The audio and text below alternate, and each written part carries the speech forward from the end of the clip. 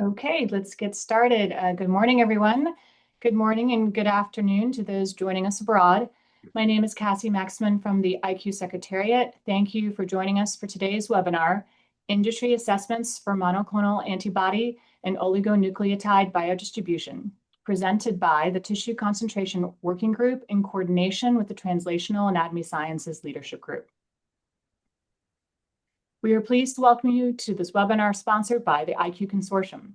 The IQ Consortium was established in 2010 as a technically focused, not-for-profit organization comprised of pharmaceutical and biotechnology companies. Our vision is to advance innovative solutions to biomedical problems and enable pharmaceutical companies to bring quality medicines to patients. Our mission is to advance science and technology to augment the capability of member companies to bring transformational solutions that benefit patients, regulators, and the R&D community. Before we introduce our speaker today, a couple of housekeeping items. All attendees will remain muted. For today's webinar, the chat function has also been disabled. However, you may submit questions during and after the presentation using the Q&A panel found at the bottom of your screen along your toolbar by selecting the More tab. Questions will be addressed by our presenter at the end of the presentation, time permitting. Following this webinar, for inquiries regarding membership or this presentation, we welcome you to contact the IQ Secretariat. You may view a recording of this presentation and past webinars by visiting our IQ Consortium YouTube channel. Thank you. I will now hand it off to our presenter today, Dr. Michael McCoy with Takeda. All right, thank you, Cassie, for that introduction. So, hello, everyone. My name is Michael McCoy. I am currently a DMPK and modeling scientist at Takeda, where I've been for 4 years, and I currently lead our in silico and predictive ADME team. If you're curious about my background, I typically try to connect in silico predictions along with our in vitro ADME models, as well as in vivo PK to use large data sets to try and predict, drug dosing, drug properties, and as well as, predicting PK in general. A little bit more, if you're curious about my cross-disciplinary activities, I work really closely with chemistry, I work closely with our toxicology team, as well as with our modeling team at all stages of our pipeline. So that's a little bit background about myself. And so if you can go to the next slide. The agenda today will be, I will be presenting sort of our two, this is one working group, but we had two companion IQ cross-industry surveys that were sent out about I think it's like two and a half years ago.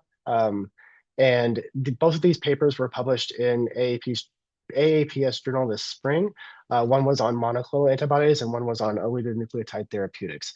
And the surveys were more or less identical, but the purpose of this talk is to sort of explain our findings in the survey and then sort of cover what we discussed in the manuscript as well. This is going to be broken down into largely 5 different areas. One is to laying the groundwork, whereas if you are interested in MABs, monoclonal antibodies, as well as oligonucleotides, you may know that doing plasma PK, plasma tissue sampling, is actually not an effective way to determine PK, and so there's a disconnect there, and so that gap requires more analysis. What the working group was and what our survey design was overall, which the survey questions themselves can be found within the respective publications as well. So if you guys want to go there and find them, you can actually find the specific survey questions. Now, the first part will be on, then part 3 will be part 1, which is the monoclonal antibody portion, where we will cover the bioanalytical methods or normalization trends that we saw companies using, as well as how people are using monoclonal antibody data, tissue level PK data for modeling purposes. And then the second part will be about oligonucleotide therapies, specifically mostly siRNAs and ASOs, is what we found people primarily investigating. But the same questions sort of apply above. And then, kind of like the last portion will be like a future directions, findings, things like that, where we can sort of like kind of take a broad overview of where these two modalities might converge, where they diverge, and where we can start establishing best practices. Next slide. Now, to lay the groundwork for, I'm sure many individuals may or may not know this, but both MABs and oligonucleotides show PK behavior that is fundamentally different from small molecules. They are either restricted to tissues or restricted from tissues, depending on their individualized drug properties. But that restriction to and from tissues can cause delayed tissue access or prolonged tissue exposure. And so the residency of that PK residency can be really, really, really complex. The the truth is that systemic plasma concentrations do not correlate with target tissue exposure due to this incredibly long both tissue and cell PK residency time and target engagement. And so doing simple plasma-based scaling usually underpredicts activity, which also leads to changes in how our safety assessments must take place. The as a result of this, most of the drug's action is actually at the target site. So safety and efficacy are driven by site of action. And so, and that might be not just the tumor or the tissue, but it might be, at the cell level, or in the case of oligonucleotides, might be the specific cellular machinery that we're engaging in this case, risk for siRNAs. And so that we also, this also plays a role in how toxicity often tracks with organism biased accumulation. And you can't get that from plasma PK data, obviously. Um, the the last couple of points are mostly about how tissue concentration data kind of anchors the PK and PD and the PBPK models, and how we want to translate those findings to human dose selection rather than using PK alone. And this obviously, or rather than using serum alone. And these kind of assessments can ultimately help frame the drug project as it moves through different stage gates during development.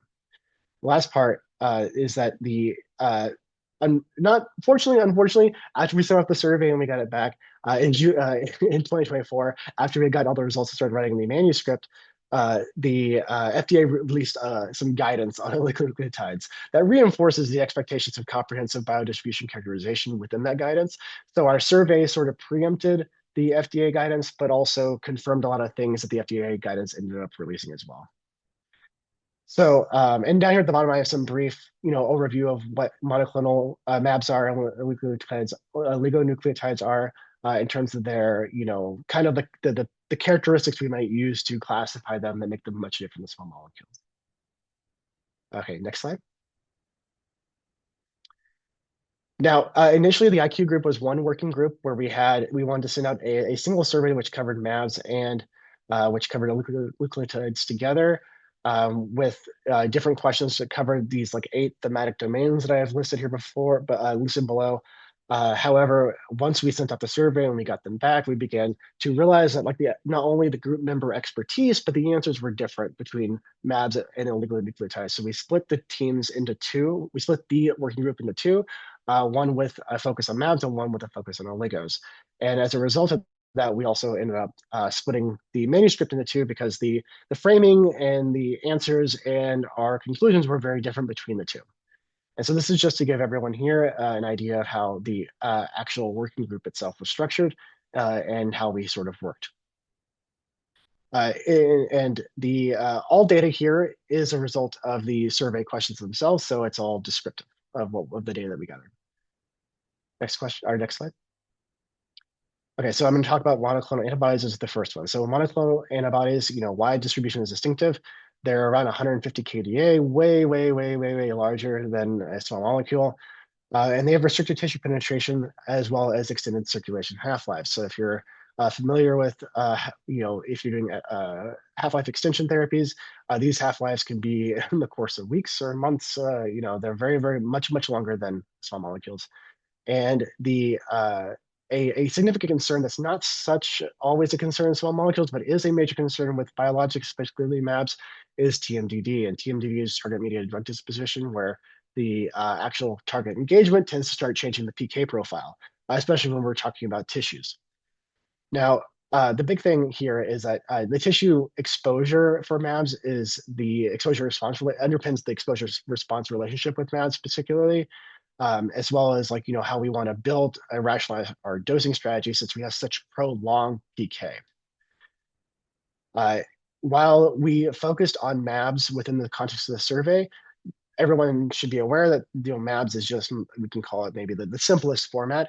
And we do cover other types of antibodies within the survey, but for the purposes of logistics, we didn't focus on these very complex next generation mAbs such as bispecifics, multispecifics, ADCs, as well as there are antibody oligoconjugates. There's a whole slew of different types of mAbs there, but we focused on mAbs specifically. just for the target purposes of this working group. Next slide. Now, if you, in case people were interested, so we're going to start jumping into the data here. But if we're curious about the portfolio composition modality trends, those were kind of like the first questions that we asked for the survey is how much of your portfolio, if you're willing to tell us, is actually in MABs. And so every company that we got responses from, they have universal MAB presence. So every company has MABs in development, which kind of like signifies that it's an area of active research, and then the overall trend is to believe that it's a promising area of drug development and drug research. If we consider the pre-candidate selection space, over half of drugs over half of companies have between 10 and 50% of MABs making up their drug portfolio, which is pretty substantial. Only 18% had below 10%, so maybe there are companies which have one or two drugs in the pipeline. But we also, companies have, there are also around 18% of companies have over 50% of their drugs in the development plan. So it kind of ranges all over the place, but it makes up a sizable portion of the drugs pipeline in the companies that respond to our survey. And if we're looking at the pipeline itself, MABs were pretty much present from all the way in the pre-candidate and discovery level stage all the way to the clinical stage. So it's all across, not just in volume, but in stage gates as well, all across the pipeline. If there was when we asked which type of MABs, and this is what I alluded to above, which type of MABs are available, which type of MABs are in development, predominantly they were monoclonal IgG1, IgG4 MABs, which are, obviously, I don't want to say the easiest class, but they're the more simple class in terms of drug development, And so the vast majority of MABs are MABs, if that makes sense. However, the half-life engineering portion of variants also similarly matched a huge portion of their pipeline. So it's not just MABs, but they're engineered MABs, not just in terms of engineering their target, but also engineering the actual drug-like properties of the MABs themselves. The other aspects of this is that as we get further and further along into specialized, different, unique, more boutique types of MABs, the development size was dependent on the company and the type. So that this all data is in the manuscript, but it's kind of interesting to see where the field is moving, at least as of the time that this survey was taking place. Next slide. So the question next was to determine when is tissue biodistribution assessment taken, when is the strategy taken, and when does this timing take place?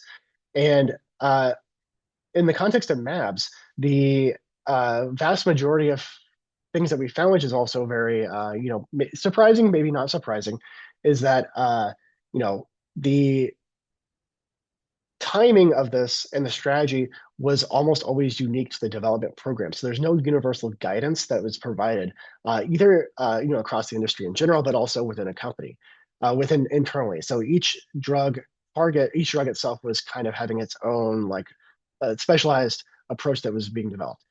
We found this to be bespoke to each MAB, but we also have mostly 72.7% had it to be bespoke to each MAB. There are some companies which are, they do it systemically from the discovery stage profiling, and we suspect that this might be, we can't really pair every question with every response, but the belief here was that companies which may have a large predominant portion of their portfolio be involved in MAB drug development may have more systematic drug discovery profiling. Now, interestingly, there was universal agreement within the survey response that tissue measurements are needed and that PK measurements are not sufficient. And so that portion, at least, even though the strategy and timing may be different, everyone universally agreed on that aspect of MAB development. Now, when it happens was also another question. And so typically the strategy seems to appear to be that doing tissue level biodistribution assessments does not occur until you at least have an idea of what the lead MAB will be. And so once you have that, then it appears that tissue level biodistribution assessments are taken at every stage following. And so there seems to be like a sort of like at least a threshold that the program has to get over, which, I think that probably makes sense with how normal drug development programs go along, and the unique complexities in doing the bioanalysis for MABs. However, the overall pattern sort of like reflects this shift from like exploratory characterization, which you see with small molecules, to established PK models which have been developed. Next slide. Now, we also ask questions about who requests this data. So within doing tissue level PK assessments, the DMPK almost always, they're pretty much usually the people who are requesting this data. But DMPK were the ones that were the function that's typically where ADME resides, and determining that exposure response relationship. So DMPK requesting this kind of data is kind of makes sense.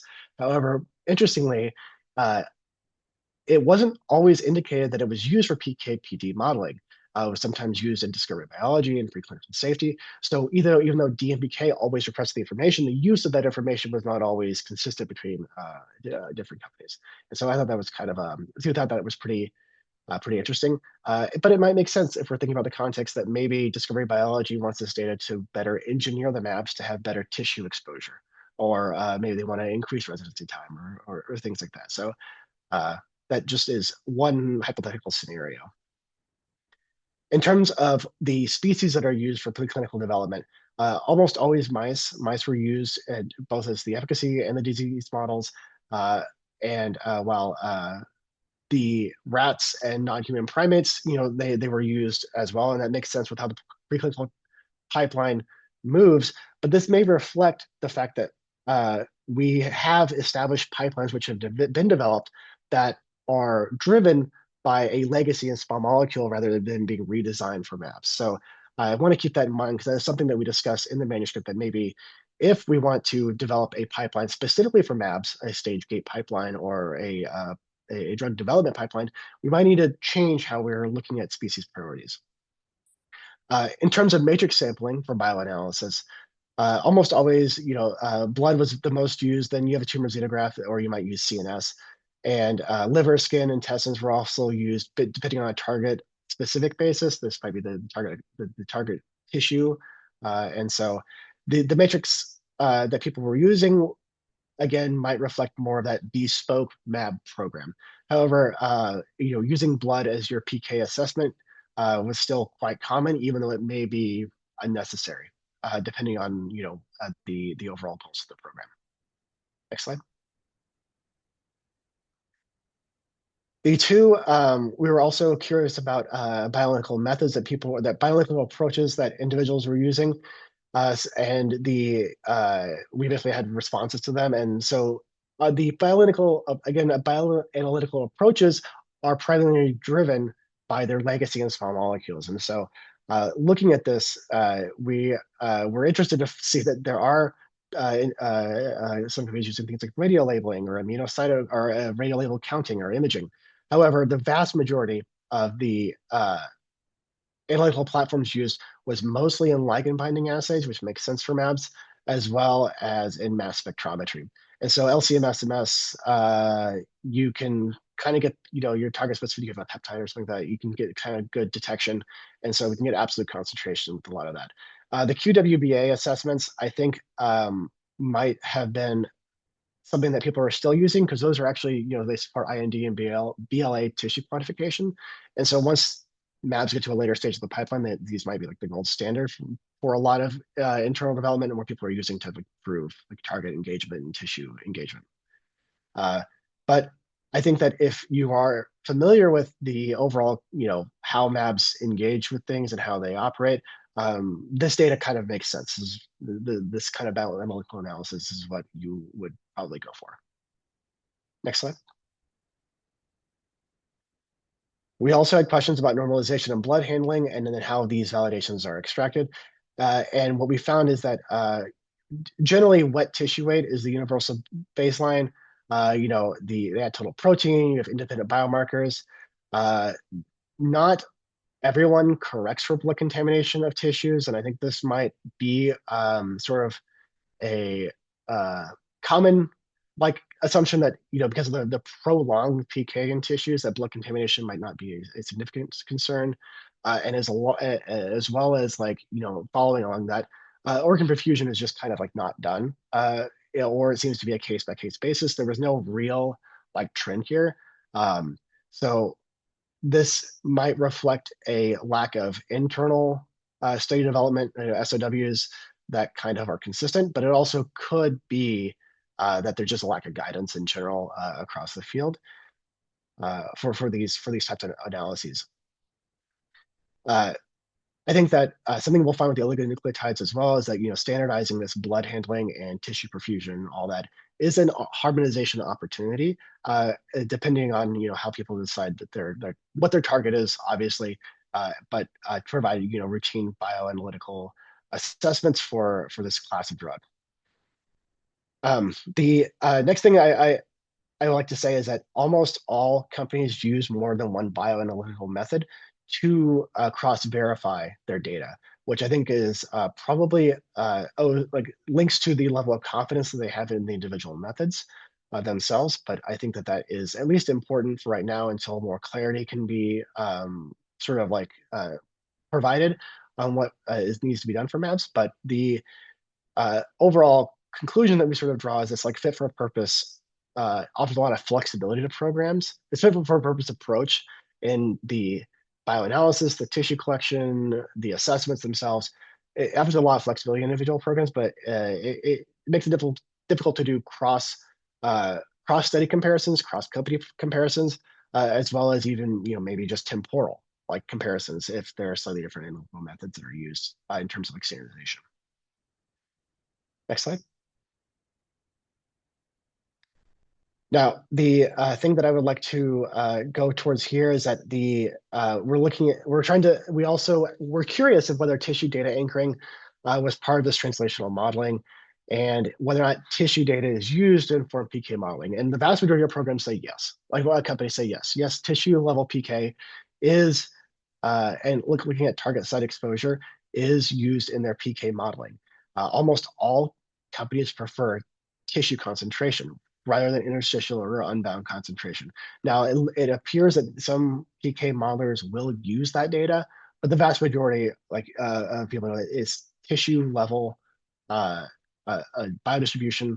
Tissue level concentration is what is driving the the PK/PD modeling efforts, and the overall interesting part here is that safety only was used for about less than half of the situations. So this is kind of again, there's a lot of variability in what people are doing, and so we found that this was kind of like quite interesting. Is for me, I would assume that tissue concentration would definitely drive safety because I want to know if I have off-target tissue like biodistribution.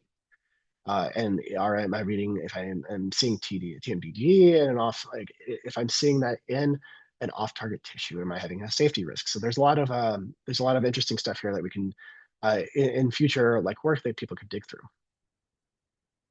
Next slide. In addition to PK and PD modeling, but also in PBPK safety and assessment, the PBPK was kind of like occasionally developed for these programs as a case-by-case basis rather than across all programs, and like sensitivity analysis from the rare. So it seems like the use of modeling efforts within at least the MAB space is more PK/PD driven rather than PBPK driven, and I think that this probably sort of makes sense in that I think there's a pretty good understanding of the PK parameters involved in MAB distribution at this point. There's a lot of scaling factors, things like that that are kind of like easy to pull from the literature. So having a PBPK model developed is kind of like might be again bespoke to the MAB itself. And I just kind of this is kind of re-summarizing what the safety assessment was, but digging into the data a little bit differently. The interesting part here is that almost no company could cite a regulatory decision that was an example to assess tissue concentration. So at least at the time of this survey, there was no data suggests that regulators wanted this data. So perhaps that also might be the reason why safety wasn't super concerned in it. However, concerned about it, but obviously from a drug development point of view, sharing the tissue level concentration with safety would probably be ideal. This next slide, please. And so I want these are the major takeaways that I have here. If we're thinking about MABs, they're a mature and stable modality. They're no longer a fringe modality, which I think that a lot of people were aware of that. There are typically everyone prefers a dual platform analysis. And so you'll see that there's something similar in the oligonucleotide space as well. But usually ligand binding assays and LCMS are the ways that MABs are measured. It is well embedded in the modeling space, particularly within translational PK, but not so much in PBPK. The strategies that people are using tend to be strategies people or companies are using rather is molecule specific, and so I would even go further and probably target specific as well. And so the combination of those just makes everything kind of like really individualized in terms of the program. There were some standardization gaps that we found, mostly in terms of just what individuals are doing within program. And we highlight particularly the blood contamination because this, in terms of tissue level assessments, if you might even have better sensitivity if there isn't, you're fleshing out to, you might have better sensitivity. You can process tissues more quickly, as well as just like having a sort of equitable tissue processing protocol across the industry. And the last thing I like to say is that like safety kind of was surprising that safety was not as widely present in a lot of these decision-making processes as we might have expected. But I think this might be a modality specific thing. We're not entirely sure, but MABs are a lot safer than I shouldn't say that. We'll say that. But MABs can be generally like thought of as safer than small molecules. So maybe safety steps in at different stages, pending some kind of flag. We can't really say for sure. And next slide, please. All right, this is the phase 2 of, not phase 2, but arm 2 of the survey, which is the oligonucleotide therapeutics.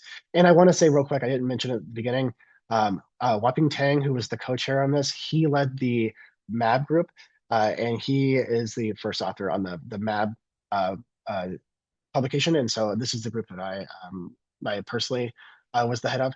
And so this is the paper for that. Now, for everyone here, oligonucleotides they have fundamentally different PK profiles than MABs as well as small molecules. Although a lot of people may, for chemistry and synthesis purposes, treat them as small molecules. And the oligonucleotide will be shortened to ONTs primarily throughout this, but they might be siRNAs, ASOs.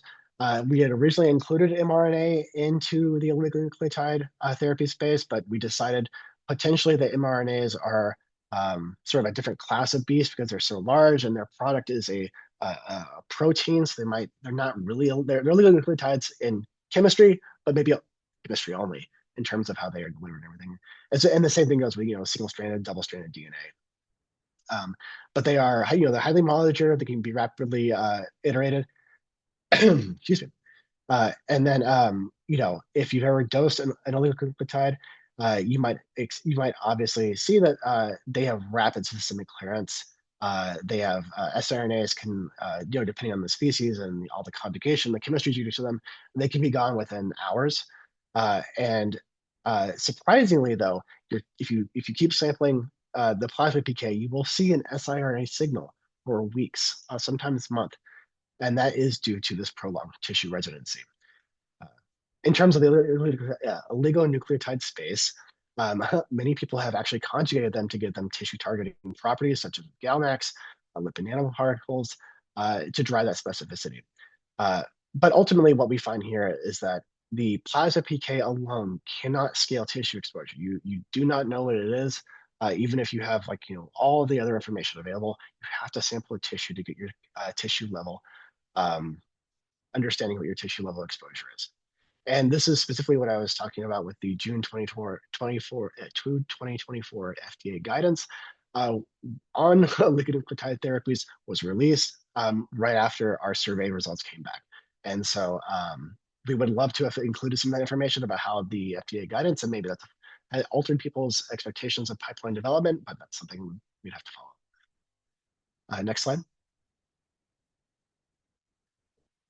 In terms of pipeline representation, most respondees to the survey had a pre-candidate in less than 10% of their pipeline. So while MABs might have exhibited a much larger portion of the drug development pipeline for a lot of companies, or even maybe all of it, depending, or the majority of it, depending on the survey responses, the presence of oligonucleotides is far, far less.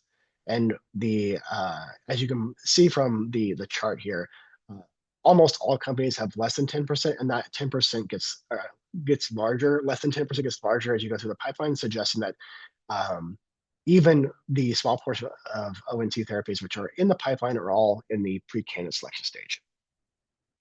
Of the species of the chemical species, the types of oligonucleotides that are in development, the vast majority are either siRNAs or ASOs, which, while distinct oligonucleotide entities, have similar sort of like outputs in that they silence gene expression. So the idea here is to inhibit the production of a protein in the vast majority of these. And so while these numbers might be like 90% are siRNAs, but it's like 90% of 10%, right? And so just keep that in mind going forward. The limited use of like aptamers or double-stranded DNA and mRNA kind of sort of like highlight the limited utility at this moment of those therapies. So I think for a lot of the manuscript, we tended to focus on siRNAs and ASOs for discussion purposes. Next slide, please. So in terms of looking at the assessment frequency and timing, the biodistribution assessment for specific tissues was mostly always done. And I think that this is it's similar to the pattern's sort of similar to the MABs, if you recall the MAB biodistribution tissue assessments. However, I think that the fact that it's always done now makes it is more indicative of the fact that everyone in the field developing these drugs have picked up on the fact that these drugs have incredibly prolonged activity, and their activity is, it involves usually, if we're focusing on siRNAs, ASOs, engaging, cellular machinery. And so it's not just, the beyond the plasma PK, it's the cellular residency time that might actually be the main driver of PK and efficacy for a lot of this. And so the motivations for this is that not only we can't just assume just because the siRNA is in the spot inside the cell, you also have to confirm that it's actually engaging the machinery itself. So the site of action tends to be a little bit more complicated and more important in ONT therapies in general. Now, when the ONT therapeutic the biodistribution assessments are taking place, almost always it's happening before, or over half the time it's happening before lead optimization. But and that sort of makes sense with the understanding of how siRNAs or ASOs or what have you, you can manufacture multiple leads at the same time because chemical synthesis of ONTs is pretty straightforward. However, once you have a lead candidate, then it kicks up to around 90 to 100, 90+%. And so that makes sense. Once we have the lead candidate, we have to determine, the tissue level biodistribution and the tissue level concentration every single time to make sure that we're getting actual exposure where we need it to be exposed. And I think that makes a lot of sense. The overall message here is this is kind of like it's a little bit different than MAS. So this is, once we got this data back, we started understanding why we needed to split these up. Next slide, please. So going back to, again, to, as you guys may be able to tell, the surveys were actually functionally identical with some, specific swap outs. So, if we're going back to, similarly, who's requesting the data for siRNAs or ONT therapies, almost always DMPK. DMPK, again, makes sense. They're trying to look at the PK profile of the tissue PK profile. And interestingly, the utility of siRNAs in the modeling space is much, much, much higher than it was for mAbs. And so that tissue level concentration, I believe, is driving a lot of this whenever modelers may be thinking about the the concentration of the target complex that the siRNAs or ASOs may be having to engage with, rather than just target or something like that. And so the engineering groups themselves, over 50% integrated this bioanalysis into their delivery optimization as well. The species which are used primarily were mice, rats, and cynomolgus, so non-human primates again.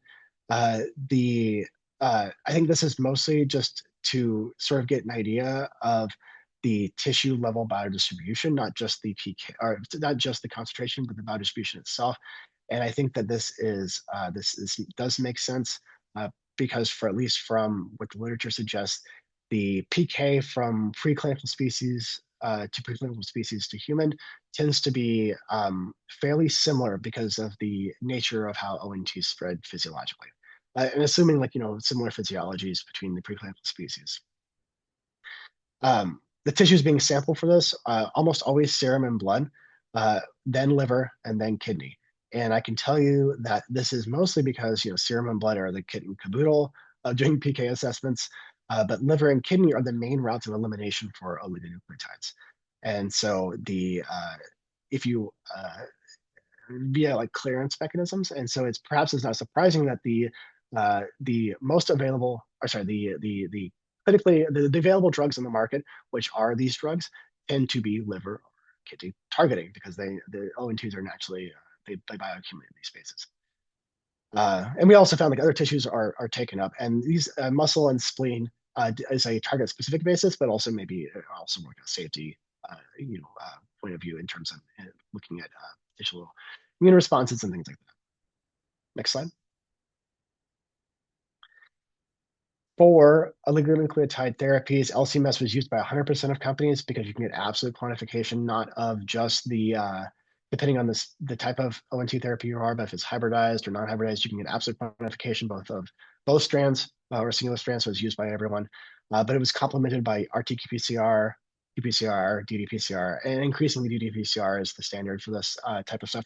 However, ddPCR is the complexity in doing that's a little bit different. So what we found was that for early stage development, RT-qPCR and LCMS were sufficient, and then you get more sensitive techniques as you move along through the pipeline.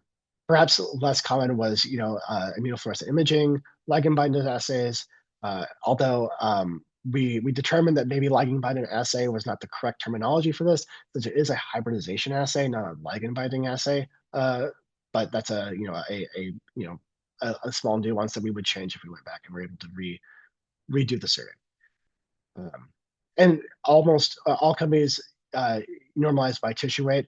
Some had their own biomarkers. Some might use the housekeeping gene, things like that. So your standard, BA for any kind of RNA or DNA assessment. Next slide, please.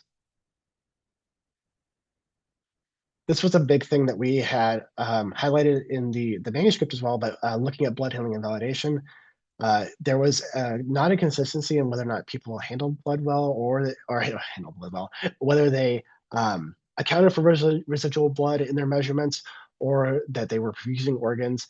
And when we found out that when perfusion is skipped, the systemic concentrations are deemed negligible at these time points that are greater than, let's say, 24, 48 hours, depending on the clearance mechanism of your siRNA. And so while there was a lot of heterogeneity in the responses, I believe the overall conclusion that we are making as a field is that blood contamination is mostly a non-issue unless you have a specific drug targeting, if you're targeting something in the blood, that might obviously would be something different. So this lack of uniformity can also, while it may not directly impact the results, it is something that is worth considering if individuals are looking to develop an ONT therapy and validate a methodology.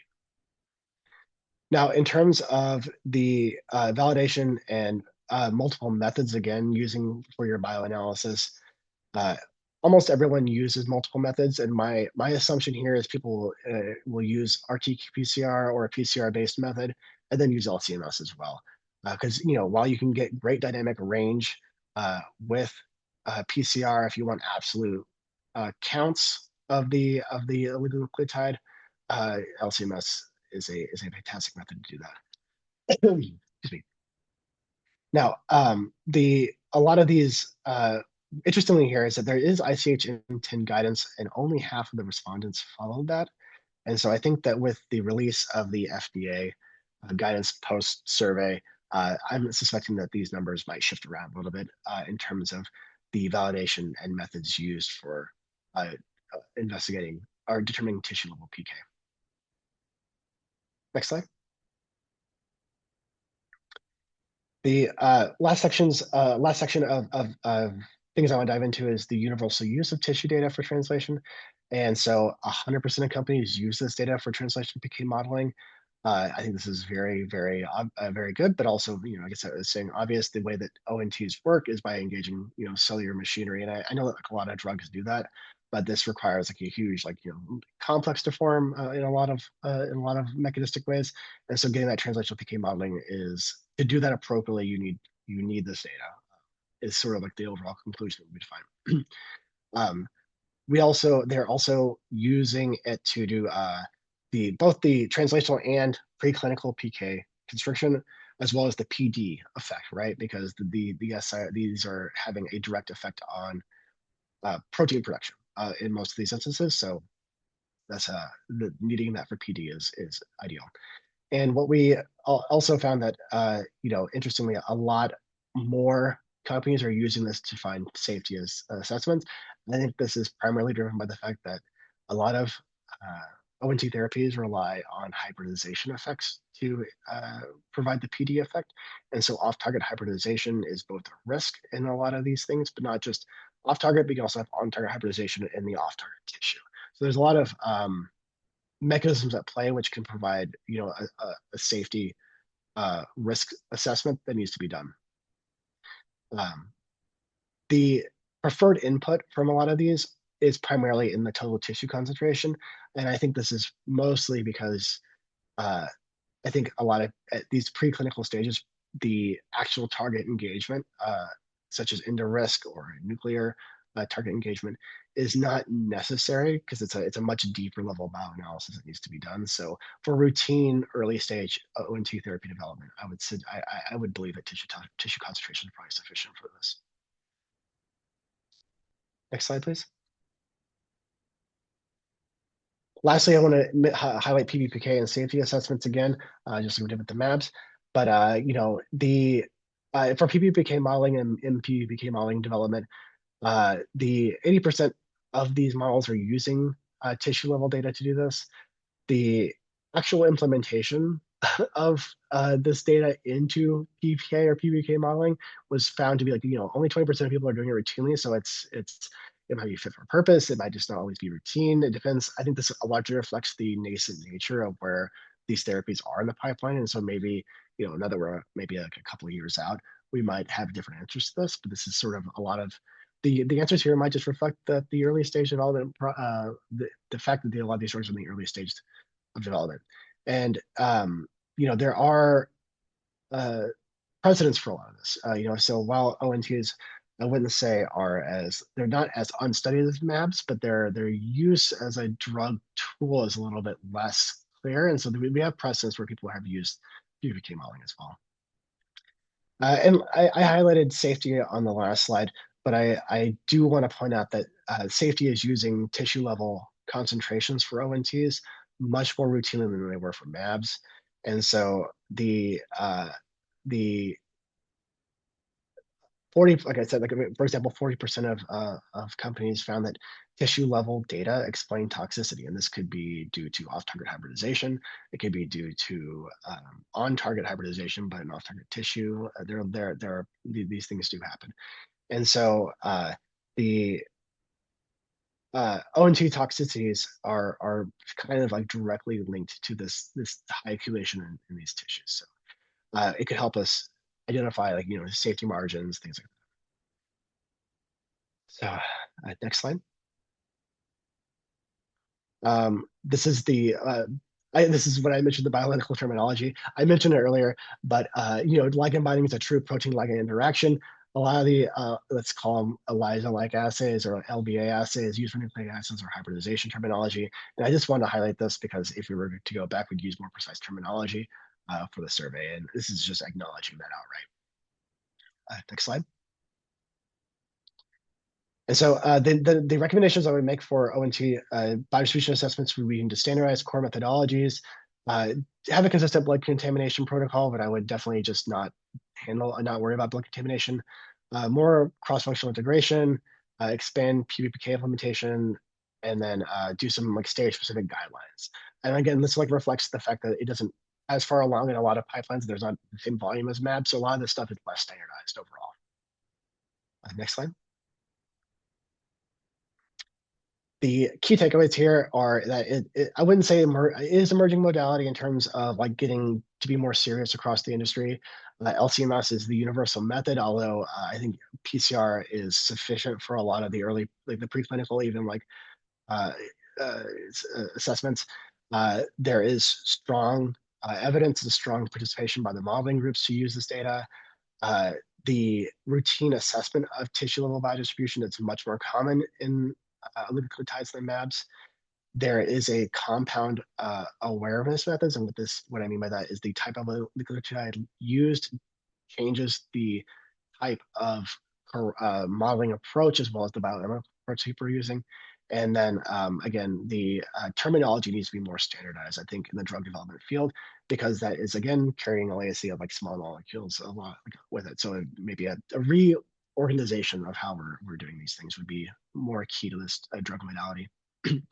Next slide. For the sake of time, I would like to maybe just go to the acknowledgement slide, if you wouldn't mind. Yes, thank you. This is more, there we go, thank you. So I just want to give people time to answer questions. I see a lot of questions actually coming in, so I want to make sure everyone has time for me to answer them.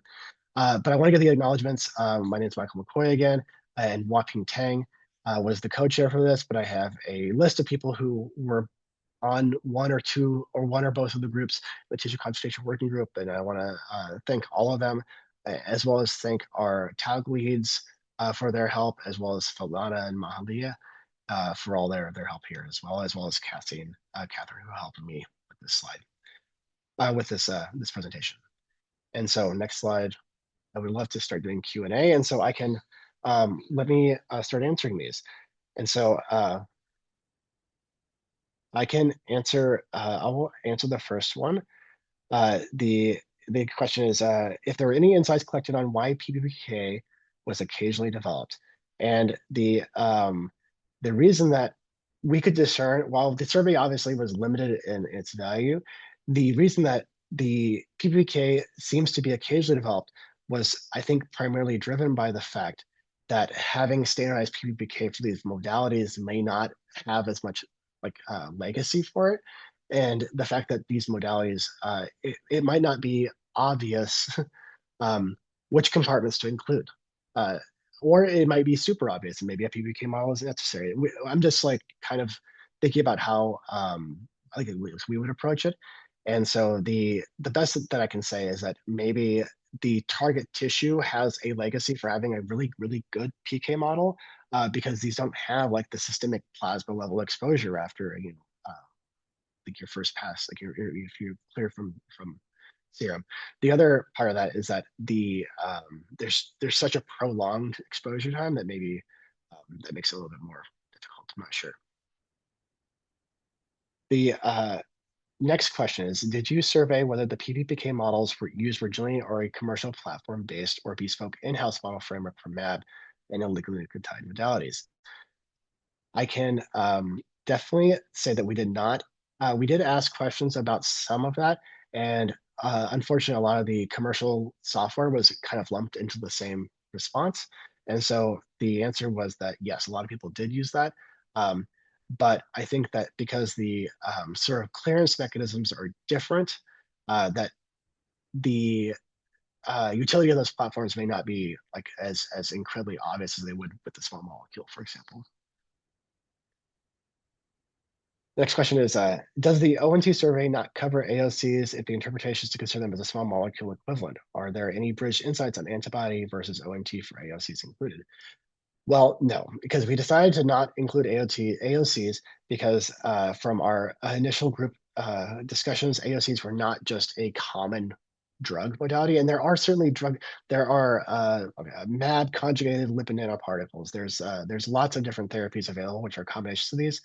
The I think that if I recall, our discussion drilled down to the fact that the activity of an AOC, even though it's delivering an oligonucleotide, it's the PK and tissue level biodistribution is driven by the mAb portion. So it got kind of lumped into the mAb antibody portion. And I think we said that in the paper, but that would be the way that I think that we discussed that.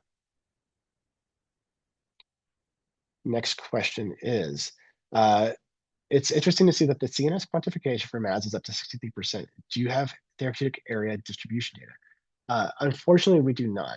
There is a certain level of anonymity that we have to also have within these questions. So we were thinking about doing therapeutic area, oncology, things like that. And I think that we did have a couple of questions we might have touched on some of those, but having specific indications, we kind of steered clear of because we were more interested in looking at tissue PK assessments and tissue concentration assessments over kind of like what tissues themselves are being assessed, aside from like the clearance tissue, like liver, kidney, blood, things like that, the obvious ones.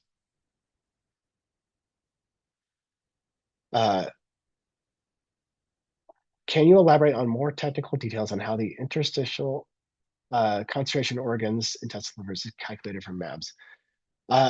I cannot I cannot elaborate on that because I was not part of the survey. The survey itself was asking not necessarily specific methodologies, although a couple of questions did dive into those at a service level.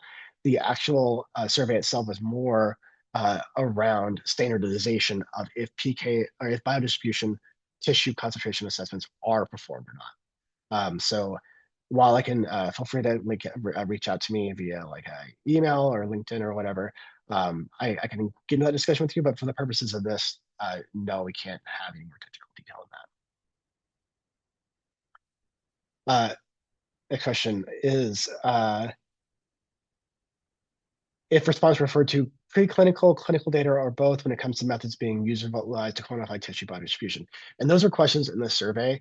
Some of the graphs within the maybe it wasn't completely clear, but the manuscript is clear that a lot of the questions we had was about when and what type of assessments are done at what stage get in the pipeline, and we divided those up into sort of like discovery, preclinical, and clinical. And those survey responses kind of reflect that. So a lot of times what we observed was that the biodistribution assessments ramped up post preclinical or late stage preclinical, as well as the type of methods that were used. So it just reflects that as a drug becomes more mature, more effort and more resources are probably developed to getting an accurate level tissue concentration assessment of that. The next question is, has any company reported any in vitro based assays correlating with in vivo PK, PD observation of preclinical species for oligonucleotides? That was not a question in the survey, and I do not know that any in vitro based methods correlate with that.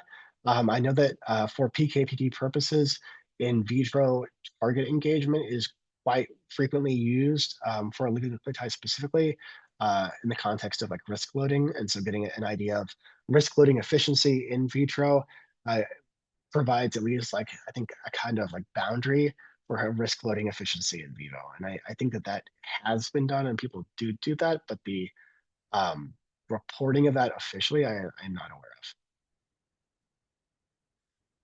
of. Next question. RT-qPCR, ddPCR for ONTs is not currently regulated. To what extent can it be used? I believe that in terms of LCMS is still the gold standard, right? But from my understanding, the use of ddPCR is becoming more and more common. I believe that there are ongoing discussions with the FDA for accepting these types of data. But as far as I'm aware, it's primarily used for the preclinical space. So Obviously, I believe that if you have LCMS data, you can use the RT-qPCR data as a supplemental data for your IND, but don't quote me on that. Next question is, was there any opinion on the radiolabeled tissue biodistribution studies with ONTs in survey? We did, I don't believe that anyone does it. It doesn't, let's just put it this way. If you have a drug which is radiolabeled and that drug is in the body for 6 months, that's a safety concern, but not only just a safety concern, it's a patient, and not just the patient concern, it's also for everyone that's in contact with that patient as well. You can't have someone who's in a trial being radioactive for months, potentially.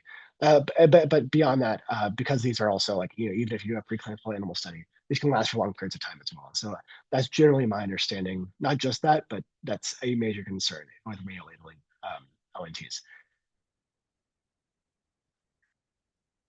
Next question is, for oligos, you mentioned cell or even unbound cell levels are often less needed in early development. Does the survey provide info how unbound target concentration endolysosomal escape are assessed or modeled? The survey itself does not provide information on how it happens. We only confirm that companies do it. So this is all meant to be like a pre-competitive space as well.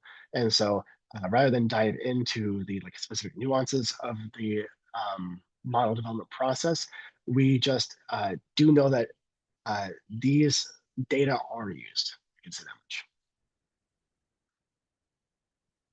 Next question is, regarding tissue distribution of maps, how many of the assessments were on the whole body tissue distribution, and which stages of the program were these studies performed?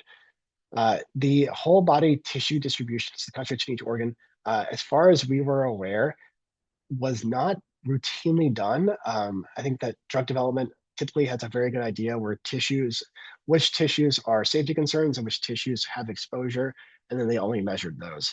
I think things like QWBA, like I had mentioned, and other whole body imaging studies are done very, very late.